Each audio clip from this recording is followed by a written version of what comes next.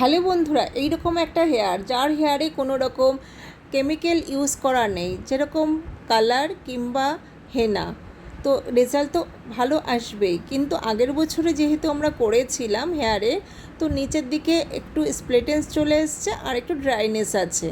তো আমরা একটা ট্রিটমেন্ট করবো এই হেয়ারে, আর তার সাথে আমরা স্মুথনিং করব।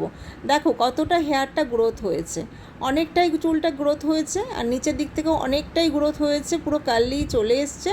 তো আমরা যখন ক্রিম অ্যাপ্লাই করলাম ততটাই গ্রোথ, যতটা হেয়ার বেড়েছে অতটাই আমরা ক্রিমটা অ্যাপ্লাই করেছি।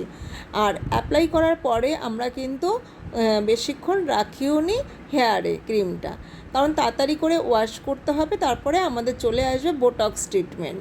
আমরা দুটো কাজ এখানে করেছি, একটা স্মুথনিং আর একটা হচ্ছে বোটক্স ট্রিটমেন্ট। রেজাল্ট তো আমরা ভীষণ ভালো পেয়েছি। আর তোমরা যারা এরকমই করতে চাও আমাদের সঙ্গে কন্ট্যাক্ট করো। কেমন লাগলো ভিডিওটা অবশ্যই শেয়ার করো, কমেন্ট করো, আর একটু সাবস্ক্রাইব করে দিও আমার চ্যানেলটা। তো প্রত্যেকটা পার্ট বাই পার্ট আমি একটা ভিডিও তোমাদেরকে দেখাবো, আরেকবার যখন আমি করব তখন ভিডিও করে দেখাবো। আর এখন এই ভিডিওটা হচ্ছে আমি জাস্ট স্মুথনিং কতটা অ্যাপ্লাই করেছি সেটা তোমাদেরকে দেখালাম।